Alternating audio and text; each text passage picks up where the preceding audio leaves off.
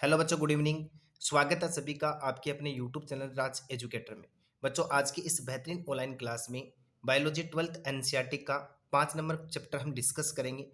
Chapter अपना रहने वाला है वंशागति का आणविक आधार, मोलिकुलर बेसिस ऑफ इनहेरिटेंस। इस चैप्टर का आज की इस बेहतरीन ऑनलाइन क्लास में हम पार्ट फर्स्ट डिस्कस करेंगे, जिसके अंदर आपको मिलेंगे टॉप 20 एमसीक्यूज। स्कूलिंग बच्चों के अलावा उन सभी अभ्यर्थियों के लिए कारगर साबित होने वाली है क्लास जो किसी न किसी कंपटीशन की दृष्टि से जुड़े हुए हैं, कंपटीशन की तैयारी कर रहे हैं। चाहे वो नीट हो, लैब असिस्टेंट हो, बीएससी नर्सिंग एंट्रेंस एग्जाम हो, या इसके अलावा जो अभ्यर्थी first grade second grade biology से प्रिपरेशन कर रहे हैं, सबके लिए रामबाण साबित होने वाली है। तो देर किस बात की, राज एजुकेटर ऑनलाइन प्लेटफॉर्म का विजिट करके आप अपनी प्रिपरेशन को दमदार कर सकते हैं, जानदार कर सकते हैं, शानदार कर सकते हैं, बहुत अच्छी कर सकते हैं।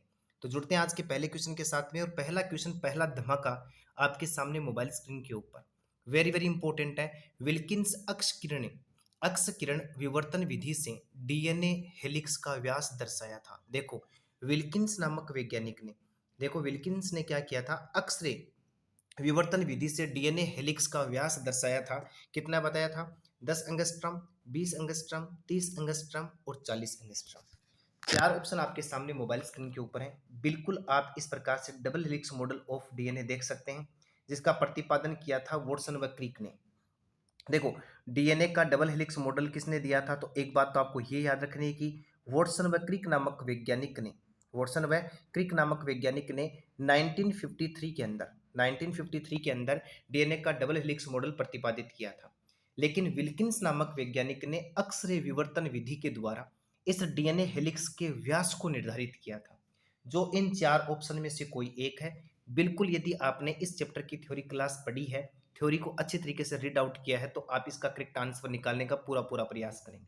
बिल्कुल टिक मार्क करना है बच्चा। बताओ यहाँ पर ए ऑप्शन के साथ में जाने वाले हैं, बी के साथ में जाने वाले हैं, सी के साथ में जाने वाले हैं, या फिर डी के साथ में जाने वाले हैं। अब देखो, आपके सामने पूरा का पूरा देखो एक डायग्राम है। इस डायग्राम के माध्यम से आप समझ सकते हैं।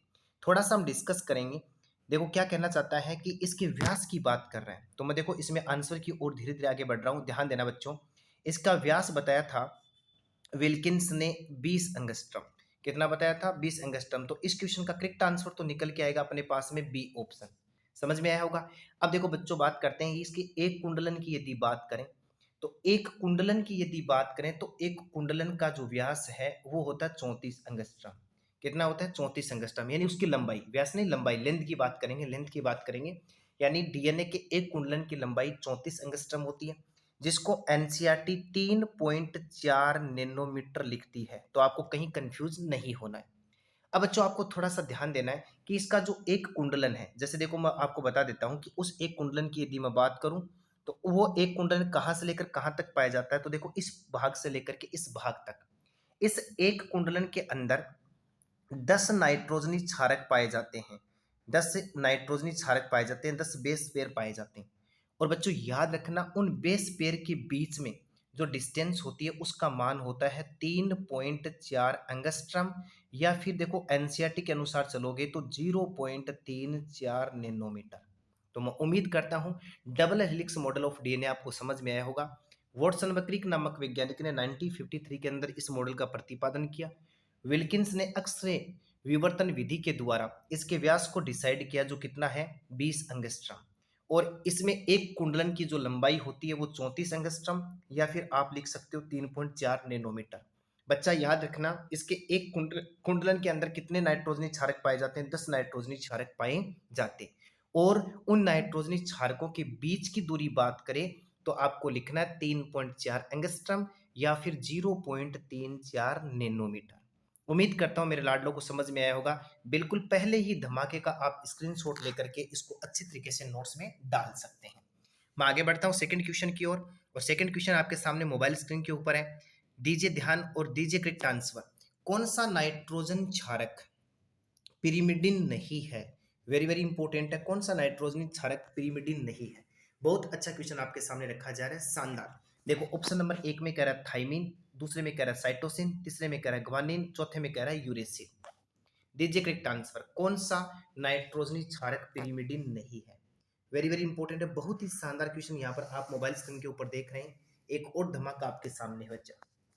बिल्कुल बिल्कुल बिल्कुल। दीजिए करेक्ट आंसर। कौन सा यहां पर पिरिमिडिन नहीं है? देखो बच्चों, इसको हम एक चेकर बोर्ड के द्वारा एक आरेखीय निरूपण के द्वारा समझने का प्रयास करते हैं। नाइट्रोजनी क्षारक की बात करें तो नाइट्रोजनी क्षारक दो प्रकार का होता है। कितने प्रकार का होता है? दो प्रकार का। एक तो बच्चा इसके अंदर आता है प्यूरिन, और दूसरा इसके अंदर आपके सामने लिखा हुआ है पिरिमिडिन आता है। दिमाग लगा लेना, इस चेकर बोर्ड के माध्यम से आप आसानी से समझ सकते हैं। तो नाइट्रोजन क्षारक दो प्रकार के होते हैं, एक प्यूरिन होता है, दूसरा कैसा होता है? पिरिमिडिन होता है। देखो, इस प्यूरिन की बात करें तो इसके अंदर एक तो आता है एडिनिन, और एक आता है बच्चा इसके अंदर ग्वानिन। याद रह जाएगा।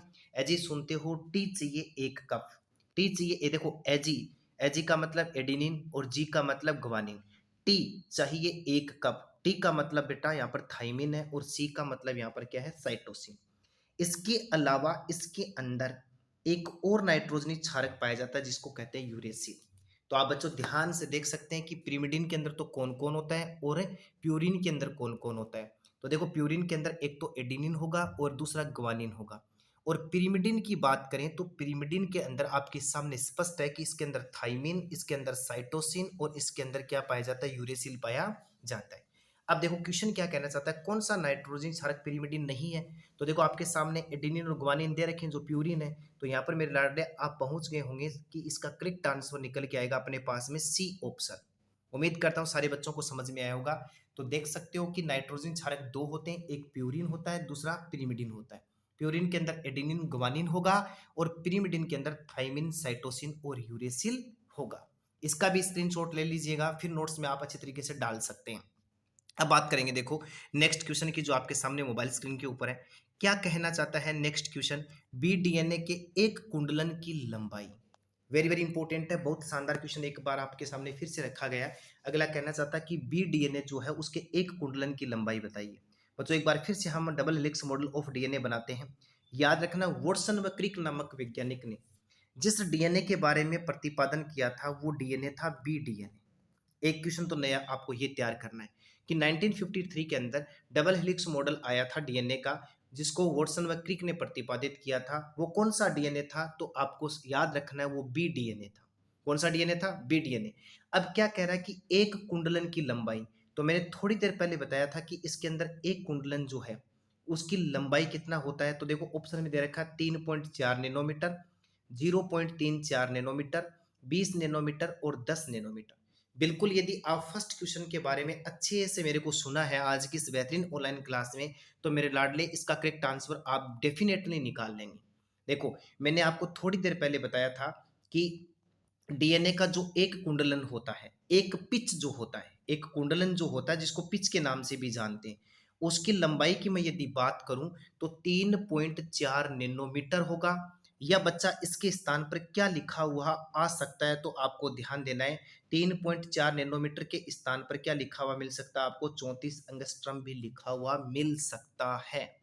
तो ध्यान रखना, बी डीएनए के एक कुंडलन की लंबाई कितनी होती है? 3.4 नैनोमीटर या फिर 34 एंगस्ट्रॉम होती है।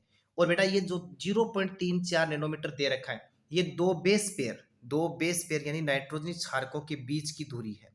के बीच की क्या है? दूरी है। देखो बीच की दूरी तो मैं यहाँ पर लिख देता हूँ, कितना लिखूं? 0.34 नैनोमीटर। ठीक है, तो यहाँ पर समझ में आया होगा। तो इस क्वेश्चन का जो करेक्ट आंसर निकल के आया वो अपने पास में कौन सा ऑप्शन हो गया? ए ऑप्शन, एक नंबर ऑप्शन करेक्ट हो गया। अब कड़ी को आगे बढ़ाते हैं, कार्य को आगे बढ़ाते हैं। उससे पहले सेशन को शेयर और लाइक करना नहीं भूलें। मेरे लाडो से फिर से अपील कर रहा हूं, एक धमाका हम करते जा रहे हैं बायोलॉजी के मामले में। हर एक क्वेश्चन को एनसीईआरटी का लाइन टू लाइन एक्सप्लेनेशन आपके सामने किया जाएगा। आप देख सकते हैं कि प्रत्येक क्वेश्चन के अंदर जो जो ऑप्शन दिए गए हैं या जो आपका राइट ऑप्शन निकल के आता है उसके इर्द गिर्द जितनी भी बातें होती हैं वो मैं आपको मोबाइल स्क्रीन के ऊपर बताने का यथासंभव प्रयास कर रहा हूं। तो आप राज एजुकेटर ऑनलाइन प्लेटफॉर्म का हिस्सा बन करके आप अपनी प्रिपरेशन को दमदार कर सकते हैं, जानदार कर सकते हैं, शानदार कर सकते हैं, ताकतवर कर सकते हैं, अच्छी प्रिपरेशन वाली, गुड वाली प्रिपरेशन कर सकते हैं। तो बच्चों देर किस बात की, सेशन को शेयर कर दीजिएगा। और देखो एक और धमाका जो आपके सामने रखा जा रहा है। क्या कहना चाहता है कि द्विकुंडलित डीएनए का कार्यकारी प्रतिरूप सर्वप्रथम किसने दिया था? कार्यकारी प्रतिरूप, और प्रतिरूप का मतलब बेटा यहाँ पर है मॉडल। प्रतिरूप का मतलब क्या है यहाँ पर? मॉडल, नमूना किसने दिया था? वॉटसन व क्रिक ने दिया था। स्लेडन व स्वान नामक वैज्ञानिक ने, सिंगर व निकोलसन ने, कॉर्नबर्ग एवं खुराना नामक वैज्ञानिक ने।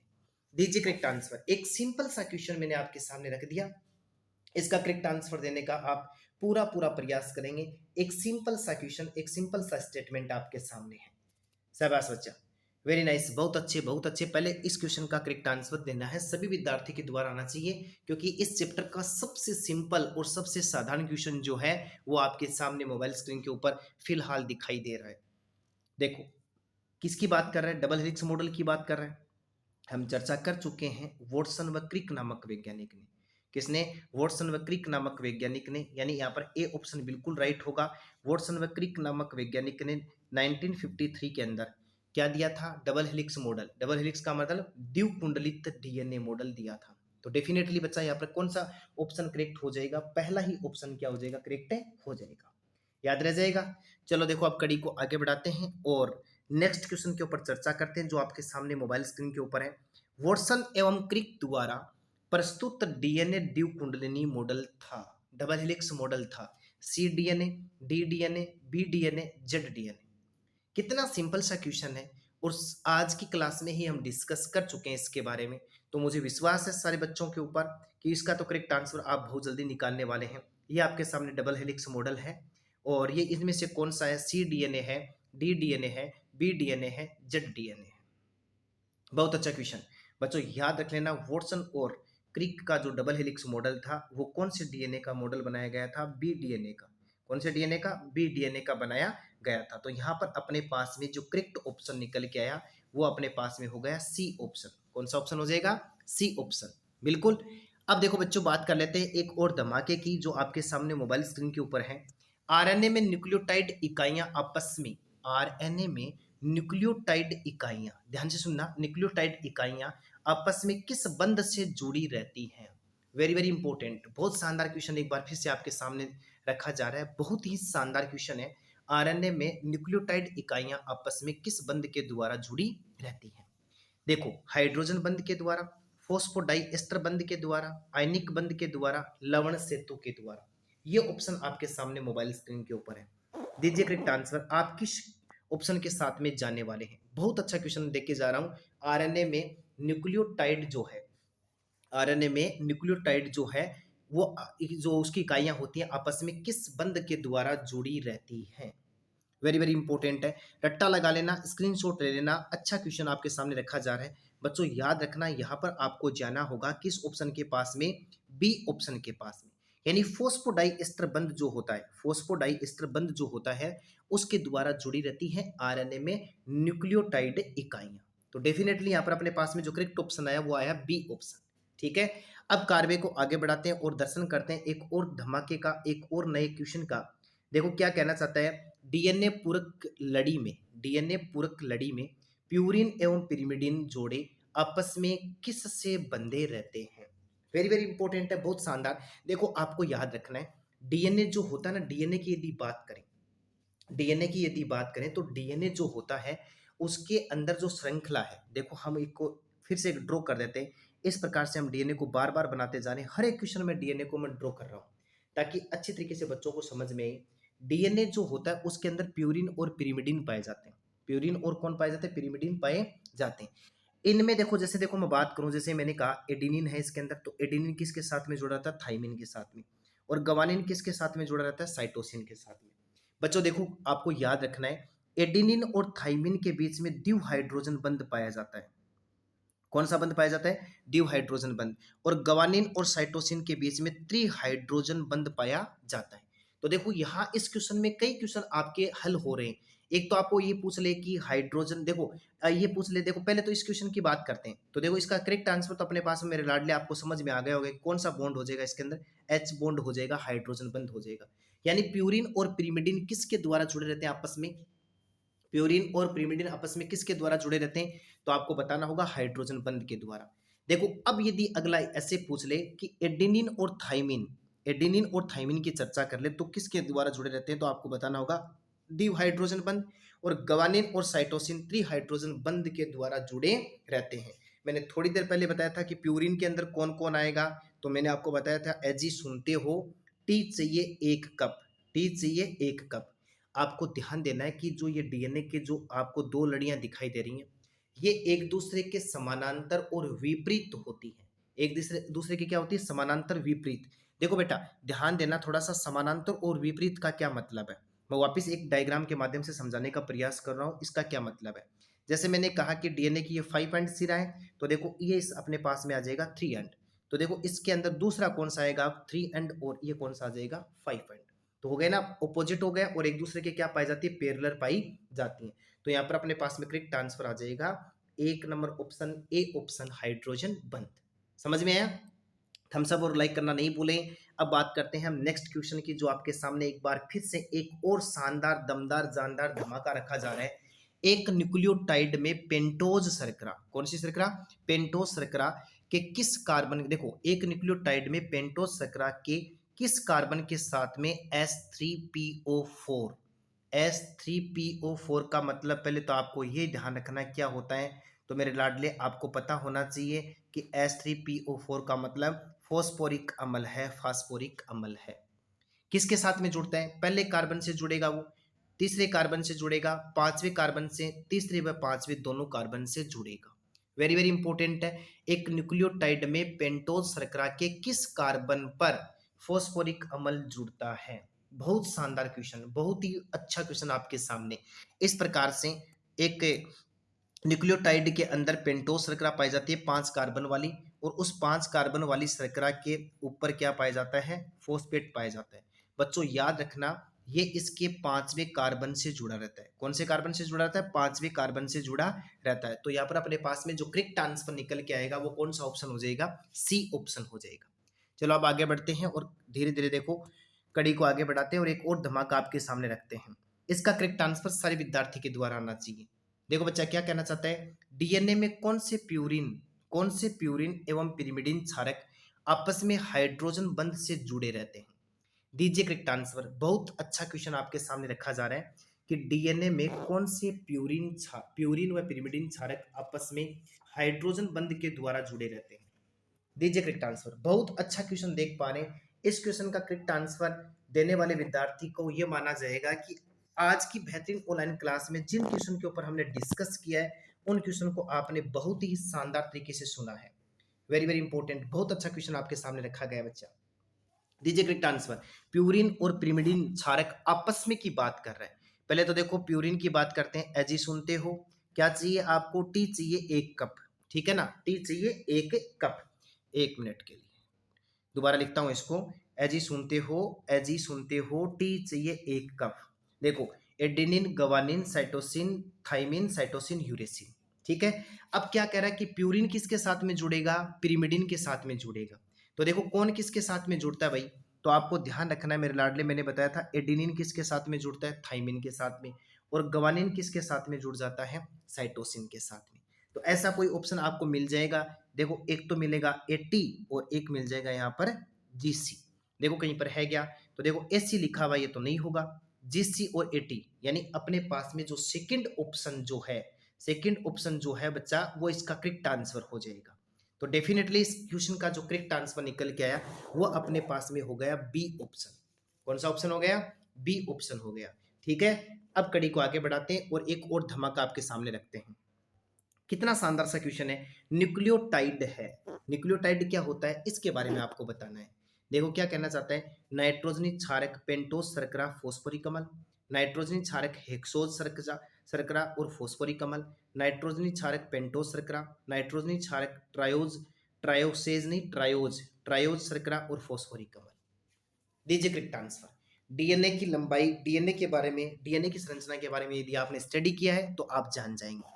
देखो बेटा ध्यान देना, ये जो न्यूक्लियोटाइड होता है वो किस किस से मिलकर के बना होता है? तो एक तो इसके अंदर होती है नाइट्रोजनी क्षारक पाए जाते हैं इसके अंदर, एक इसके अंदर पेंटोज शर्करा होती है और एक इसके अंदर फॉस्फोरिक अम्ल होता है। तो यहाँ पर आपको समझ में आया होगा कि इसका करेक्ट आंसर जो निकल के आएगा वो अपने पास में 1 नंबर ऑप्शन हो जाएगा। ठीक है, अब कड़ी को आगे बढ़ाते हैं और आपके सामने एक और नया क्वेश्चन, एक और धमाका रखते हैं। देखता हूं कितने विद्यार्थी इसका करेक्ट आंसर निकाल लेंगे।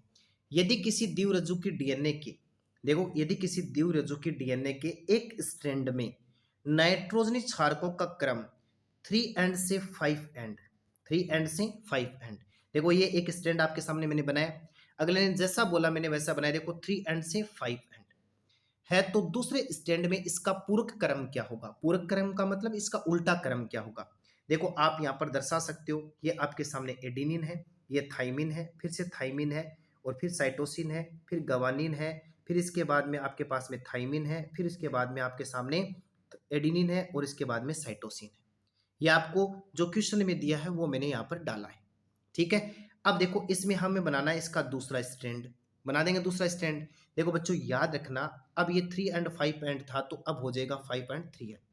अब देखो एडेनिन के सामने हमेशा कौन जुड़ता है? थाइमिन।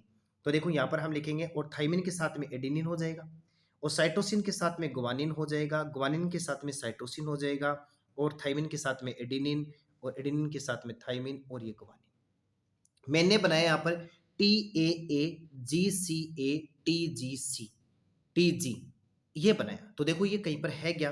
तो देखो 1 नंबर ऑप्शन में नहीं है, 2 नंबर ऑप्शन के अंदर देखो है, लेकिन देखो इसको थोड़ा पूरा पढ़ना है, लास्ट तक देखना है। ATG देखो यहाँ पर ध्यान देना है। दो देखो आपको ऑप्शन में देखो दोनों आपको एक जैसे मिल रहे हैं।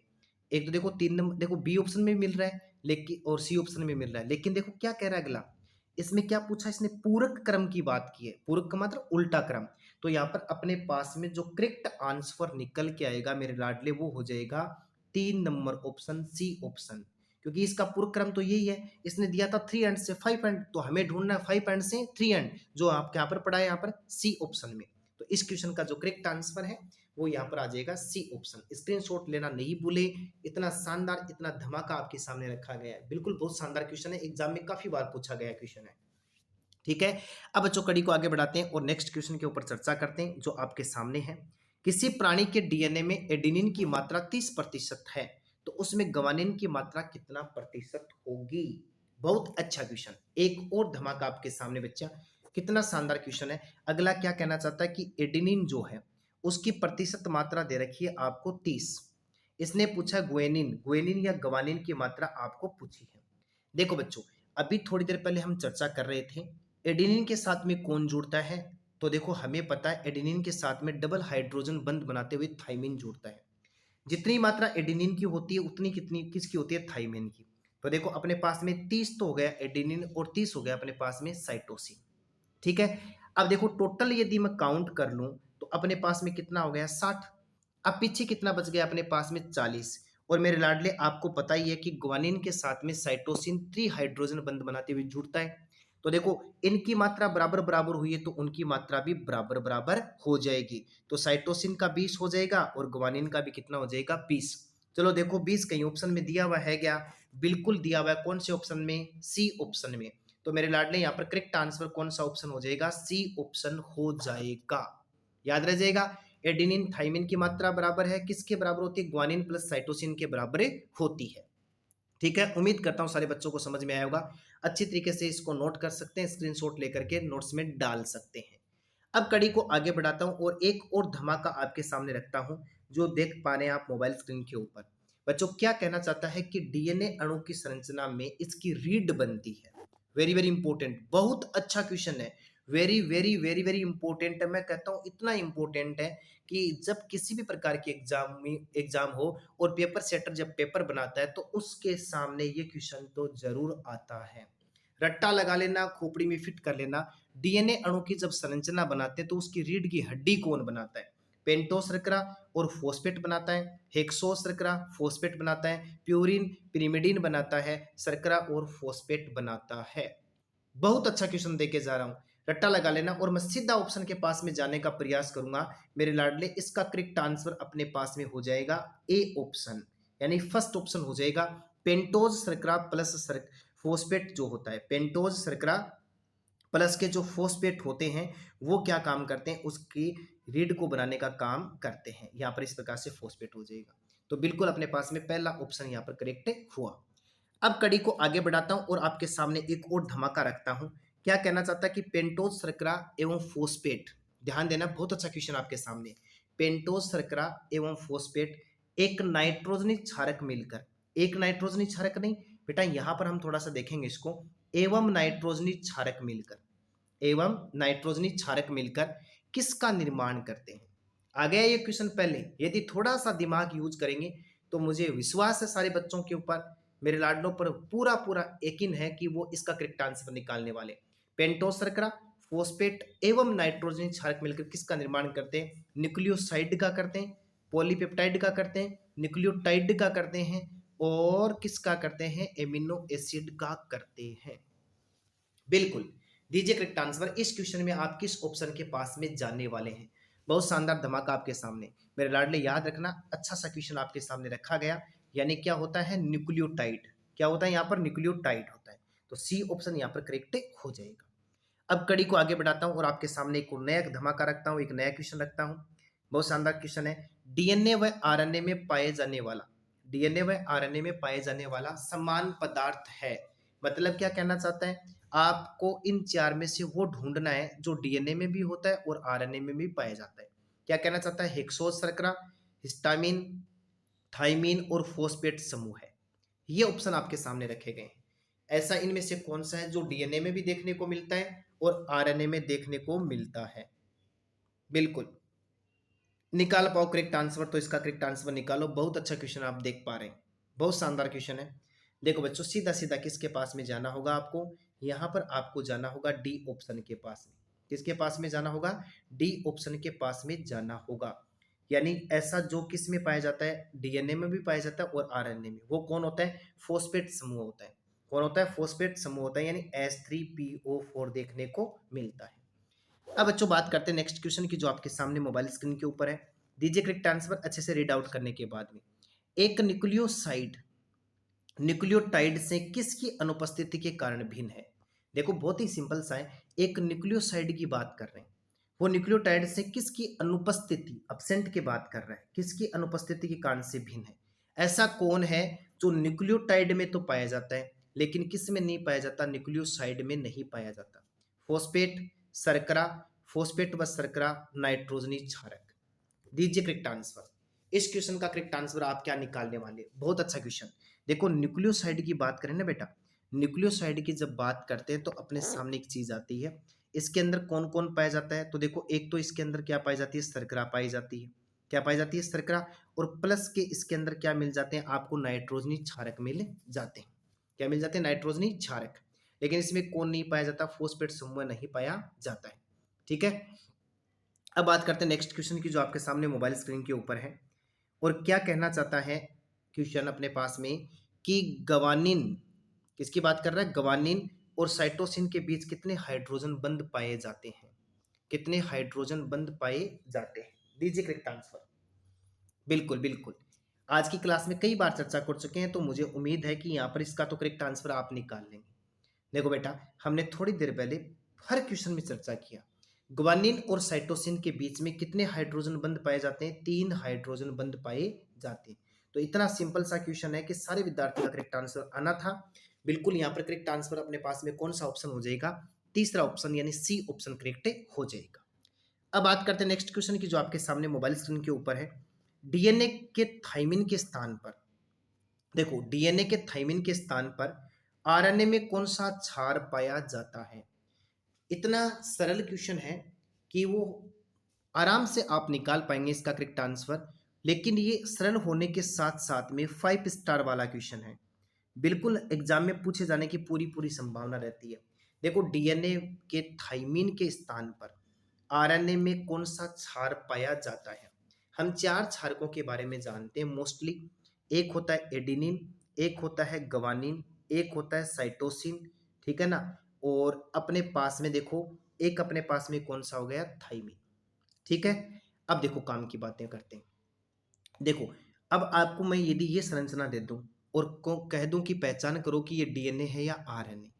बेटा देखो, आपको थोड़ा सा ध्यान रखना है। एडिनिन, गवानिन, साइटोसिन, थाइमिन और एक नाइट्रोजनी क्षारक होता है अपना यूरेसिल। ठीक है ना। तो देखो ये तो आपके सामने जो मैंने बनाया है, ये तो आपके सामने मेरे लाडले क्या है? डीएनए है। ठीक है। और जब मैं बच्चा बात करना चाहूँ किसकी? आरएनए की बात करना चाहूँ, किसकी बात करना चाहूँ? आरएनए की बात।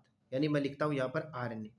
तो आरएनए में देखो क्या होगा? एडिनिन भी होगा, गवानिन भी होगा और साइटोसिन भी होगा। लेकिन थाइमिन के स्थान पर कौन पाया जाता है? यूरेसिल पाया जाता है। तो देखो अब आपके सामने मैंने चेकर बोर्ड बना दिया है। आप समझ गए होंगे कि डीएनए के अंदर कौन-कौन होता है, एडेनिन, ग्वानिन, साइटोसिन और थाइमिन, ठीक है? और आरएनए में एडेनिन भी होगा, ग्वानिन भी होगा, साइटोसिन भी होगा, लेकिन थाइमिन के स्थान पर कौन होगा? यूरेसिल। तो मैं उम्मीद करता हूँ कि इसका करेक्ट आंसर तो आप निकाल चुके हैं, पहुँच गए हैं आप किसके पास में? यूरेसिल के पास में। बिल्कुल आप यूरेसिल की खोपड़ी में छेद कर चुके हैं। इस क्वेश्चन का करेक्ट आंसर अपने पास में कौन सा ऑप्शन हो जाएगा? बी ऑप्शन हो जाएगा। बिल्कुल रट्टा लगा लो, मतलब बेस तैयार करना है चैप्टर का, तो राज एजुकेटर ऑनलाइन प्लेटफॉर्म का हिस्सा जरूर बनिएगा। इतना दम लगा देंगे बायोलॉजी के अंदर, पूरी बायोलॉजी की नींव को हिला देंगे। एग्जाम की दृष्टि से कौन सा सार संग्रह आता है, एग्जाम में किस प्रकार के क्वेश्चन छपते हैं, वो सारे के सारे क्वेश्चन बिल्कुल हम बेसिक से शुरू करेंगे और अच्छी तरीके से तैयार कर लेंगे। देखो बच्चों क्या कहना चाहता है, नेक्स्ट क्वेश्चन आपके सामने मोबाइल स्क्रीन के ऊपर है। डीएनए निम्न के कारण अम्लीय होता है। एक और हल्का सा क्वेश्चन, एकदम हवा में उड़ने वाला क्वेश्चन आपके सामने रखा जाता है। डीएनए किसके कारण से एसिडिक होता है? शर्करा के कारण से, फोस्फोरिक अम्ल के कारण से, प्यूरिन के कारण से, पिरिमिडिन के कारण से। क्या सर हमें कंफ्यूज करना चाहते हो? क्या बेवकूफ बनाना चाहते हो? क्या हम नहीं पकड़ लेंगे आपको? देखो क्या कहना चाहता है, अम्लीय की बात, और फोस्फोरिक के साथ में क्या लिखा हुआ है? अम्ल लिखा हुआ है, यानी H3PO4 जो फोस्फेट समूह है पाया जाता है। क्या पाया जाता है? डीएनए के अंदर फोस्फेट समूह है पाया जाता है, और फोस्फेट समूह का बच्चा मतलब क्या होता है? फोस्फोरिक अम्ल होता है। तो इस फोस्फोरिक अम्ल के कारण डीएनए की जो नेचर होती है वो एसिडिक होती है। कैसी होती है बेटा? एसिडिक होती है, यानी अम्लीय होती है। तो यहाँ पर अपने पास में जो करेक्ट आंसर निकल के आया, वो करेक्ट आंसर आपके पास में कौन सा हो गया? बी ऑप्शन हो गया, फोस्फोरिक अम्ल हो गया। बोलो समझ में आया? तो बिल्कुल समझ में आया, तो बढ़ते हैं नेक्स्ट क्वेश्चन की ओर जो आपके सामने रखा गया है मोबाइल स्क्रीन के ऊपर। और क्या कहना चाहता है, केंद्रक से कोशिका द्रव्य में जननिक सूचना का ट्रांसफर निम्न में से किसके द्वारा किया जाता है? Very very important, very very important है। देखो ये आपके सामने एक सेल्स की बात करते हैं, थोड़ा सा डायग्राम छोटा बन गया है, दोबारा बनाते हैं।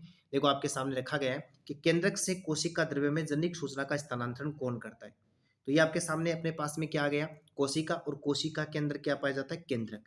और केंद्रक के चारों ओर की जो ये संरचना आपके सामने है, इस संरचना को हम किसके नाम से जानते हैं? कोशिका द्रव्य। तो देखो केंद्रक से कोशिका द्रव्य की तरफ सूचना भेजने का काम किसका होता है? देखो डीएनए का, आरएनए का, लाइसोसोम का, माइटोकॉन्ड्रिया का। ये कोशिकांग आपके सामने रखे गए हैं। बिल्कुल, थोड़ा ध्यान देना, ये कोशिकांग आपके सामने है, यहाँ पर करेक्ट आंसर देना है। देखो बच्चों याद रखना, जब सूचना ट्रांसफर की बात आ जाए तो यहाँ पर हम किसके पास में जाएंगे? आरएनए के पास में। यानी सूचना को भेजने का काम, किस प्रकार की सूचना को भेजने का काम? जननिक सूचना का स्थानांतरण किस से किसकी ओर? तो देखो न्यूक्लियस से साइटोप्लाज्म की ओर, कोशिका द्रव्य की ओर भेजने का काम किसका होता है? आरएनए का। तो इस क्वेश्चन का करेक्ट आंसर अपने पास में जो निकल के आया, वो अपने पास में कौन सा ऑप्शन हो गया? बी ऑप्शन हो गया। कौन सा ऑप्शन हो गया? B option. ठीक है, तो देखो यहाँ पर अपने पास में जो करेक्ट आंसर वो अपने पास में बी ऑप्शन है। इस प्रकार से आज की इस बेहतरीन ऑनलाइन क्लास में मॉलिकुलर बेसिस ऑफ इनहेरिटेंस, वंशागति का आणविक आधार जो चैप्टर था, अपना चैप्टर नंबर 5 जिसका पार्ट फर्स्ट डिस्कस किया, जिसमें आपको मिले टॉप 20 एमसीक्यूज। यदि लगातार इसी प्रकार से जुड़ते रहेंगे तो आपको एक से बढ़कर के एक धमाका देखने को मिलेगा, जो आपकी अच्छी प्रिपरेशन में पूरी पूरी भागीदारी निभाएगा।